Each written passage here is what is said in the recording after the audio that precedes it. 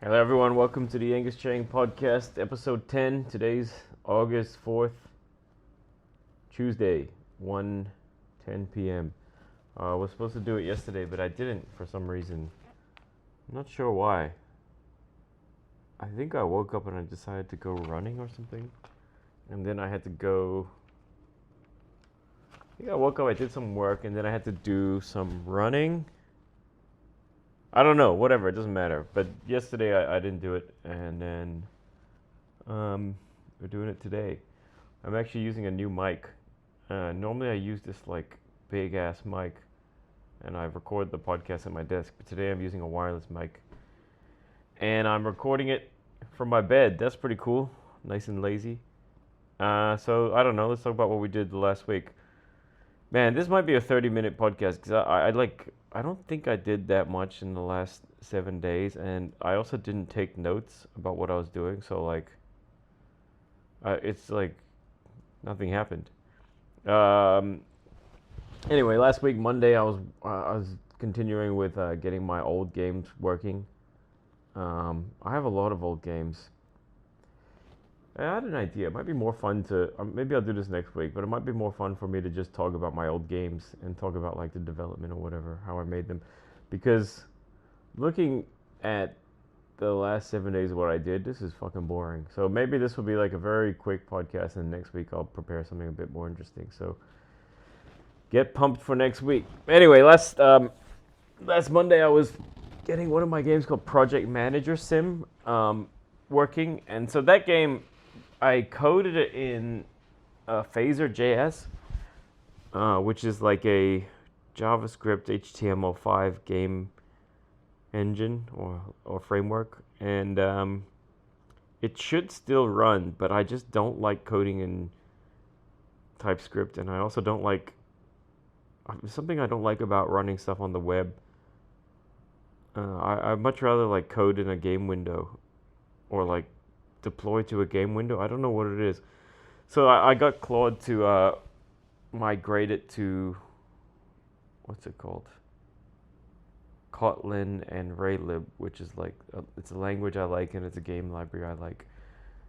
That seemed to work, except some stuff was missing. But it's like maybe I can just do it myself. And there's some bugs and stuff, but that game is half done anyway. I just think that game's kind of funny.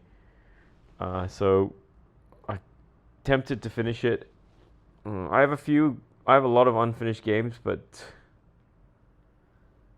I think there's four, at least. Four that like I actually did significant work on. Like the first one is this F1 game, which is like I just can't finish that because it's like too many copyright violations. And it's a visual novel, but the story's really shit. So it's like I don't even want to finish it. Like, what's the point?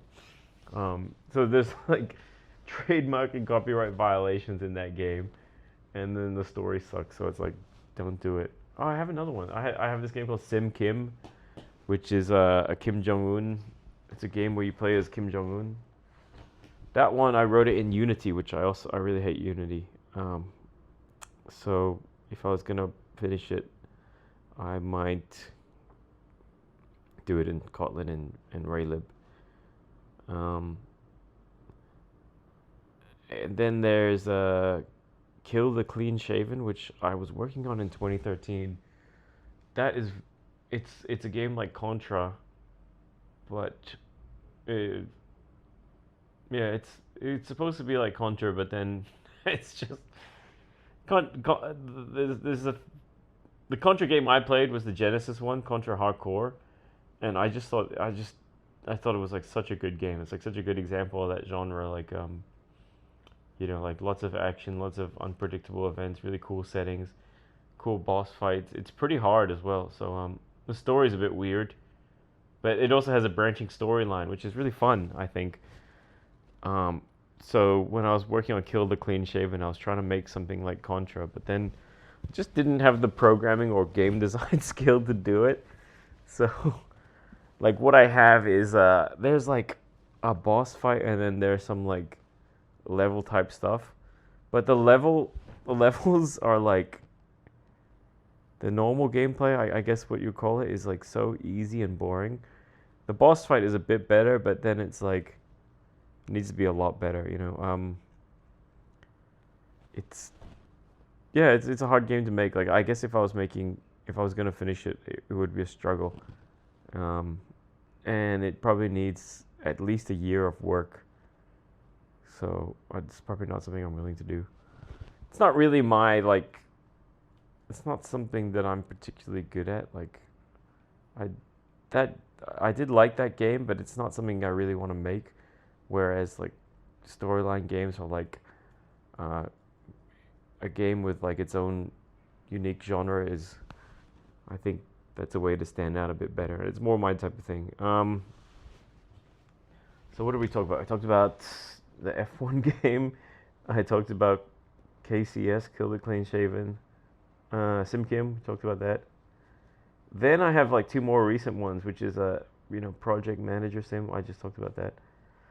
It's a game where you're like a project manager and you have to you have to talk to clients and find out what to build, and then the programmer makes it, and then you debug it, and then something happens. It's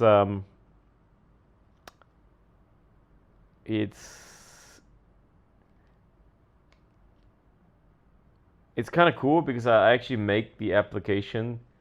Like the first level, you have to make a to-do list application, but then the customer has really weird requirements, and then the developer like will get the requirements wrong, or they'll code bugs, and then you have to find those bugs. Um, and then once it's done, you can show it to the client, and then they accept it or not. There's like a lot of issues with it. And the whole game, it's like you can play it in 10 minutes. It's really like one flaw is I have a mode where you're supposed to review the application and look for bugs, but you at that point you can also just submit it to the client, and then the client finds the bugs for you. So I need to like, I don't know. I don't know. It's like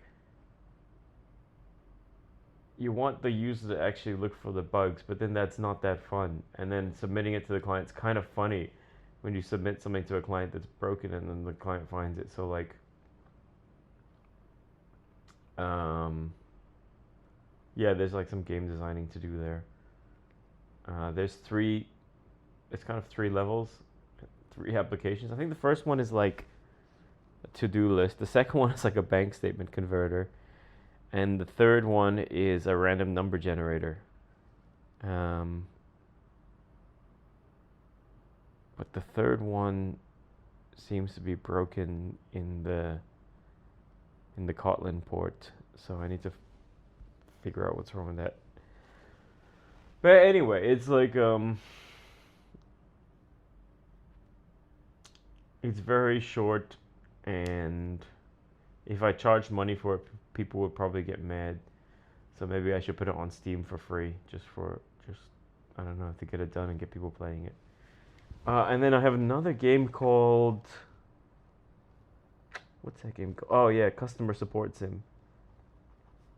So you play as like a customer support agent, and you have to like do annoying tasks like telling people their passwords when they forget it, and uh, you have these workflows, and then at some point you have to start doing sales as well.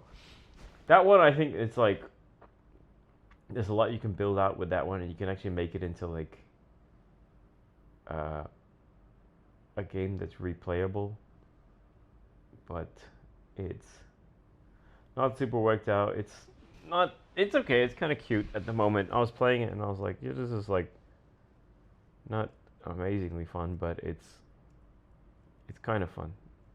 I was thinking for that game, like I would like to add gamepad support, just because I have a Steam machine and I really like it, and I have a feeling the Steam machine is gonna be really big. I might be wrong, but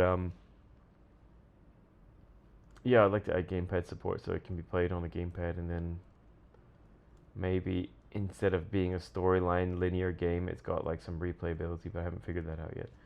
But yeah, I mean those are my games, unfinished games, and three of them I think they're just gonna remain unfinished. I could SimKim is like kind of done. I think it's done. So I could put it on Steam. It's on itch, but I think the build on itch is like really old, like a half finished build. So maybe I could finish it, see what's missing, and then yeah, maybe I'll put it on Steam. That's yeah, that's another one that, and maybe I could port it to Raylib and Kotlin just because I like that.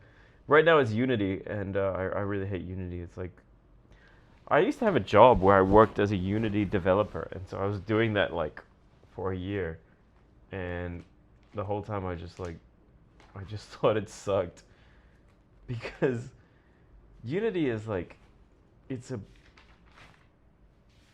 it's like when you're coding a game, I don't know.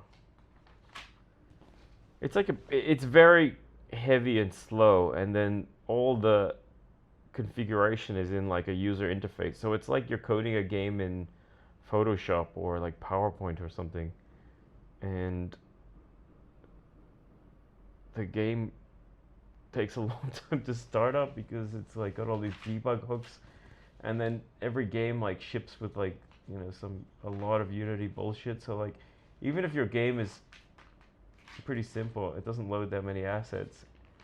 It still is a very heavy game, just because you've got all that Unity shit in it. So like, yeah, I remember we were making games in 2014 for Android and iOS, and the games always ran really badly. Like the frame rate was like 15 or something, and it's just it's not really acceptable. Like some people will play it, but most people like if the game lags and the UI is unresponsive, like you press a button and then it animates like 2 seconds later, and then it's like it's really terrible feeling. And you wouldn't have that problem if you coded it like with something else. I think at that time there kind of wasn't anything else. Like if you wanted to do a 3D game in 2014, because we were doing 3D games, in 2014, if you wanted to do a 3D game, you kind of had to. Unity was like one of the only engines out there. Today, like, okay, I guess you could use Monogame. Um, yeah, but you just don't have the tooling and all that and the scene stuff. Although, like, I never really liked the scene thing. It's like, yeah. Anyway, in Unity, you have like this scene, and the scene has like hundreds of elements in it, and then when you make UIs, like the UI is part of the scene. It's like so much stuff going on. just I don't know. I didn't like it. Everything was yeah. I think once upon a time people really liked Unity, and it was like quite cool for like people who weren't really good at coding. I think because you can do a lot without code in Unity. Like I know this guy who doesn't code, and he made something really cool with Unity, like a really nice looking 3D game. So, um, let's talk about the rest of the week, but it's gonna be quick. This is like gonna be a world record. Oh, actually, it's already 13 minutes in. Tuesday I went to the office. I don't remember that. I think I set up some appointments to view apartments. Wednesday, I don't know what I did during the day, but we had like an open mic at Not Too Sweet. Dave was hosting. Oh yeah, it was like a Nanya's leaving party. So Nanya brought like 8 people, and a lot of people signed up for the open mic. So I think we went over 12. Maybe we did 13. Uh, but yeah, we had a good crowd. I was doing new jokes and they weren't very good. So I think I did like 1 or 2 old ones and a lot of new ones, and the new ones just not really worked out. Like, actually, I had a good opening joke that worked pretty well.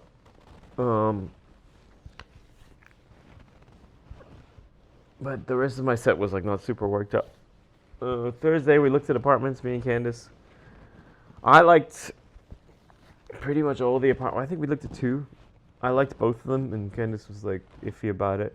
Friday we looked at apartments again in the same area, and I was like, yeah, let's take this one. She was still iffy. I guess she doesn't like that area, Pok Fulam. Yeah, I mean it's a bit inconvenient, but I don't know. Saturday we looked at a bunch of places in Wong Chuk Hong, Blue Coast, I think, and like they were just really expensive.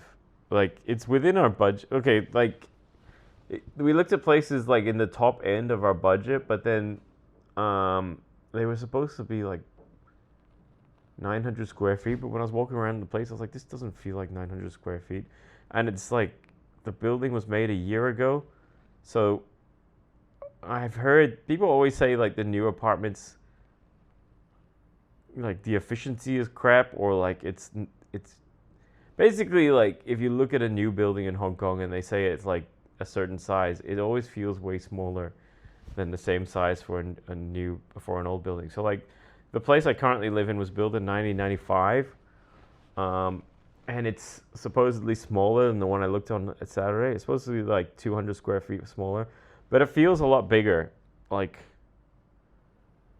every room feels bigger, and I just think they did some bullshit with how they measured the square footage. I think it's like you measure the exterior, like it counts the walls or something, and then like if there's gaps between the rooms, like air gaps, you still count those as well. It's like I don't get it. Why don't you just like measure the area of the floors in every room? I guess I don't know. It's just they have like really complicated rules for how you measure apartments, but it's like I guess it doesn't really matter because you just look at it and you're like this place sucks, or it's not as big. It's just basically like at the price they wanted. I think the place should be like 1.5 times bigger, or maybe even 2 times bigger. Like that place had a really small kitchen. I'm like, come on, man. At this price, you can't have a kitchen this shit. It's like 2 people can stand in that kitchen. Also, it really pissed me off. Like, you open the door to the kitchen, and the fridge is behind the door. So you have to close the door and then open the fridge. But then the fridge doesn't have a handle. It's like a touch fridge. So you put your hand on the fridge, and then the fridge opens itself, like with some motor or whatever. And I was like, okay, well, what if the like? And I was saying like, how do you open this fridge? And she said, oh, you just touch it and it opens itself. And then we kept trying to do it. It wasn't working. It's like, okay, so the touch thing is like kind of buggy. It's like, dude, what the fuck is wrong with having a handle? Like, why do you need, like, you add a motor to something so the fridge can open and that's the only way you can open it? It's like just one extra thing that can fail. It's like really stupid engineering. I don't know. It's like, what's okay, it's like one of those things that also pisses me off, like how in toilets they have hand, what do they call it? Like motion sensor soap dispensers. Like the idea is, oh, you don't have to touch the soap dispenser and you get soap. But it's like when those things are out of soap or they're just the mechanism is broken, then you just like wave your hand like multiple times, doesn't do anything. And you just feel like an idiot. Like at least when it's like a mechanical dispenser, and you just press the button. If nothing comes out, you're like, okay, it's just broken, or like it's empty, right? Like it doesn't break, but yeah, something adding power and like motion sensors, like just more shit that can break, and they always like they're either broken or they're out of soap. But it's like such a fucking bitch. I hate those things. They're stupid. Like they're like, oh, it's more hygienic. It's like, bitch, I'm gonna wash my hands anyway. um, like maybe it's good for like doctors or whatever, because at least I don't know who just fuck those things. Um, oh yeah, Saturday, and then after we looked at the apartment, I had dinner with my dad. What did we have? We ate something weird. We had like bean shoots and beef, and then fish, I think. Oh no, we had shun choy yu, which is like sour pickled vegetables fish soup, which I look. I don't. My dad. I don't think he likes that, or he didn't like that before. I've never seen him eat that before. And then when we went to Chongqing in like March, I ordered it at one of the restaurants we were at, and he was like, "Ooh, it is really good." So we've been eating it a lot ever since we went to Chongqing. He also started eating spicy hot pot after we went to Chongqing, which like I actually kind of like spicy hot pot, but then I mean, it just gives me like it just upsets my stomach, it gives me diarrhea. So like I just don't. Even though I like it, I don't eat it, and I only like it for beef or like any type of like actually just beef and pork and chicken. For fish, it's okay for fish. Okay, I like it for meat, but like if you eat vegetables, if you like spicy hot pot often is like spicy broth and then it has a lot of oil in it, right? And then you like get some cabbage and you dip it in the spicy thing. It's like that cabbage just soaks up all the oil. It's gross. Yeah, I mean I much prefer clear broth hot pot. Anyway, then I went to Mo's show at it was actually like an open mic at Soho House, but it was like an open mic for members of Soho House only. Um, I went to the venue and I like went to the counter and I said like, "Oh, I'm here for the open mic," and they said, "Are you here with a guest? Sorry, a member?" I said, "No, I'm the organizer." And they said, "Oh, just go up." So I went up and then I found someone. I was like, "I'm here for the open mic," and they're like, "Okay." And then they told me a whole bunch of stuff, and I was like, "What the heck?" Like, they just gave me a whole bunch of information, and I was like, I don't think I need to know this. Maybe she thought I was like Mo, the organizer. Um, but she just told me a bunch of stuff about the show and like what time people coming and this kind of stuff, and I was like, okay. And then I found Mo and Anthony and Chris Musney, and I think we had a beer and then talked before the thing. Uh,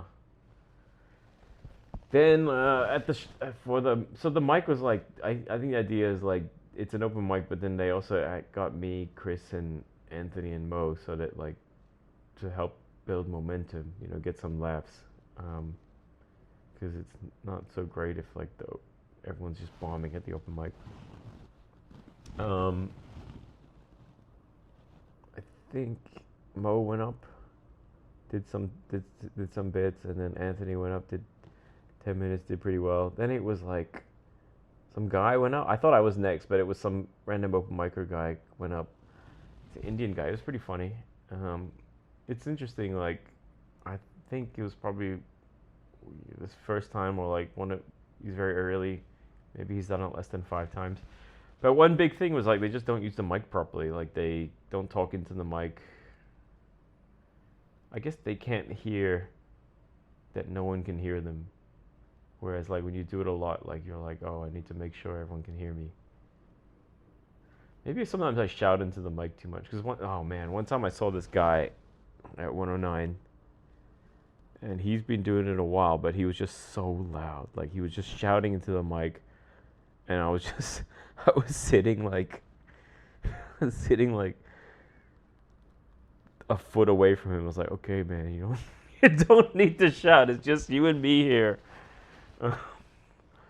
And he was like practicing for a show, so I think he did 10 or 15 minutes, and I like wanted to leave after 1 minute. Not like the material wasn't amazing, but it was more just because it was just too loud. I should have just told him like, stop shouting, you're way too loud. He might be a bit deaf, so that's why he didn't realize that he's like destroying my ears. Then it was me. My set went pretty well. I had some that didn't go so well. Like I did 2 9/11 jokes, but I haven't written them out in full, and I haven't done them for like a while. So I should just rewrite them and figure out exactly what I want to say. Because I was winging it a bit with those two, and then it just was too. It wasn't tight enough. And then I did a like risky joke about Japan, and that bombed. Which is kind of funny because last time I did a show, I bombed like every joke except that one. That one worked. Not great, but it kind of worked. Yeah, set went pretty well. Then just watched the rest of the mic. There was a really good guy from Iran. He's a refugee, and his joke was quite funny. Mo said he's like the whitest guy he's ever seen in his life. And he gets on stage, he's like clearly Iranian. But he had a white name. It's like John something, John Stevens or something weird like that. I was like, Mo, this is the most white guy you've seen. A guy from Iran. That guy was really funny. Like he talks about being a refugee, being in prison in Hong Kong. He was great. Mm, um, then there was like a 16-year-old girl or teenage girl who just had like a very long meandering story about some dinner party she went to. It's like this is so. It was also like a school dinner party. Like, I think she goes to like some elite international school in Hong Kong, and then they have like dinner parties so you can learn to attend dinner parties. Like one of my friends told me she did that. She went to this thing called cotillion, which is like dinner party practice so that you know how to attend dinner parties when you're an adult. I'm like, what the fuck? Just maybe it matters if you're gonna attend lots of dinner parties, but like I haven't been to many or any since since my whole life. Um, and like, how hard is it? You just sit there and you just eat. Like they learn how to use knives and forks properly, and they learn how to like make small talk. It's like this is fucking stupid. Just I don't know. Just relax and eat dinner. Um, yeah, and then Chris Musney went up. It was good. He had a good set. Um, who else performed? I think there weren't that. There was like two Indian guys. One guy I had seen before. Like I totally recognize him. I forgot his name. I mean, they said his name at the show, and I wasn't listening or whatever. But I was like, dude, I feel like I know this guy. Like either he came to an open mic, but I don't. I feel like I know him from work or something. I was like, how the fuck do I know this guy? Like, did I work with him? Is he an intern at my company before, like many years ago? Anyway, he was good. He had some good lines. He said something like, "What's up with the people wearing Apple Watches? Like, you need to know about your fitness. You don't need an Apple Watch to know that you're a fat fuck." Like, that was pretty funny. It is kind of funny when it's funny when extremely unhealthy people are wearing Apple Watches. Like, what do you want? What do you want the watch to tell you, bro? It's like, dude, stand up. I guess that's what I don't know. It doesn't make you fit. Like I got one and I started running more, but that's about it. I still like my wife got me one and I wore it a lot, but then I was just like, what's the point of wearing this? And it got smelly because like I would run and sweat on the strap, and then the strap would smell like sweat, and I was like, I don't want to wear this. This thing stinks. Um, Sunday, I wrote a blog post about a PDF that I was working on that had invisible characters. So like, what did I made it into a YouTube video, and then like, not many people watched that. Then I wrote it into a blog post and put it on Hacker News, and then that did pretty well. It got like 1,000 unique views, and then I put it into like a Twitter article, and then like 6 people read it. So like, I was thinking the video would do well, but actually, it's the Hacker News blog post did the best. Um, I guess it was a bit like technical. It's kind of interesting for programmers, but not really for anyone else. Um, Monday, I think I talked about that. I can't remember. We looked at an apartment. I really like it, and I want to told Candace to put an offer into it. Did I talk about one? I met up with Mo yesterday, Monday, and because we're doing a roast battle this Saturday, and we did basically information exchange. It was quite funny. So I was interviewing Mo. Mo interviewed me. I didn't get too much that I could turn into a joke. I think like I had some ideas, but nothing super good. I wrote notes in a book, but I haven't typed them up. I guess I'll type them up and see if I can think of anything.